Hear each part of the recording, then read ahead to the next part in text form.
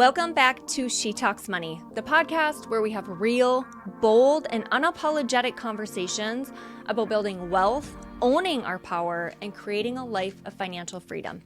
I'm your host, Jennifer Butcher, real estate investor and mortgage advisor of 24 plus years, and I'm passionate about helping women create multiple streams of income and build legacy wealth. So let me ask you something. Have you ever looked at a woman who seems to just have it all together and all figured out? She's got investments, a growing business, maybe even a few rental properties, and you wondered, what does she know that I don't? Well, today I'm pulling back the curtain. We're diving into exactly what wealthy women are doing differently when it comes to money, mindset, and moves.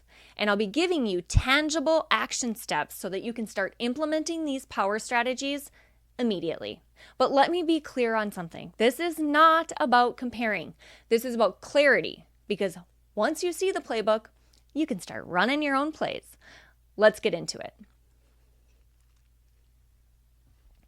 Let's start with the foundation mindset. Wealthy women don't think in terms of lack. They think in terms of leverage. They're not asking, can I afford this? They're asking, how can I make this work for me? They see money as a tool, not just a goal.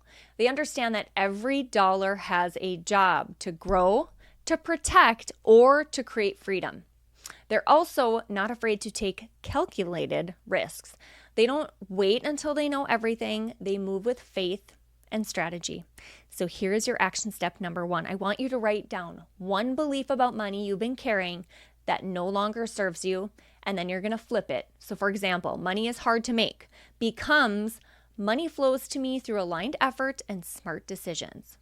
And then post it on your mirror to look at every single day. One of my favorite quotes by Wayne Dyer is, abundance is not something we acquire, it is something we tune into.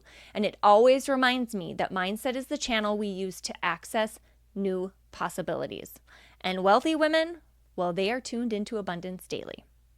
So now that we've talked about mindset, let's look at how wealthy women bring in their money. And it's not just from one paycheck. They don't rely on one stream of income. That's old school and honestly something I wish I understood way earlier in my life. They know that true wealth is diversified. So what does this look like? It might be owning multiple rental properties, investing in index funds or ETFs, building a digital product, or maybe partnering in a business venture. But here's the secret. They didn't build it all at once. It seems overwhelming. They started with one and then they reinvested into the next. A great example of this is in the book Rich Dad, Poor Dad by Robert Kiyosaki. I love that book. And he talks about how the wealthy don't work for money. They make money work for them. And that starts by building assets that pay you even when you're sleeping. So your action number 2 is to audit your income. I want you to look at where is it coming from, and then what skills, talents, or assets do you already have that could be monetized in a new way. Pick one and research how to turn it into income. And it's not just about how you earn, it's about who you're surrounded by while you do it. So let's talk about community. Wealthy women are intentional about who they surround themselves with. They're not sitting around with people who complain about the cost of eggs or interest rates all day. They're in rooms with people who are asking, what's your next investment move? Or how can we collaborate and make more together? They network not just to socialize, but to strategize. So action number 3, audit your circle. Who challenges you? Who supports your goals? Who drains your energy? Make a list of 3 new people you want to connect with who are further along in business or money than you, and reach out to them this week. Once you have the right people around you, it's time to invest your greatest asset, your mind. Successful women are always learning. They don't expect someone else to save them. They read books, they listen to podcasts, they attend workshops, and they hire mentors. But here's the key. They also implement fast. I worked so hard on this year. They don't just collect knowledge, they put it into action. So here's your action step number 4.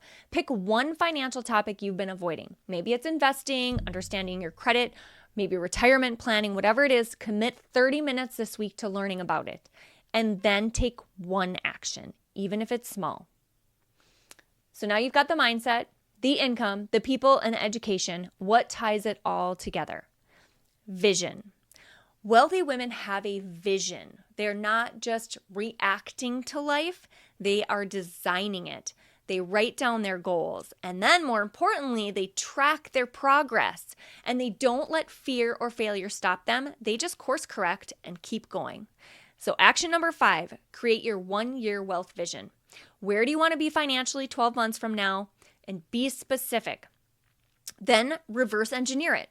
What do you need to do this month to move a little bit closer? Break it down into pieces. And here's the truth.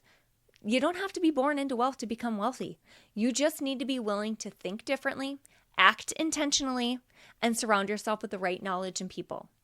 Everything wealthy women are doing is available to you. You don't need permission. You just need a plan. If this episode lit a fire under you, share it with a friend who's ready to level up. And don't forget to subscribe, leave a review, and tag me on Instagram at Jennifer Butcher Mortgage so I can cheer you on.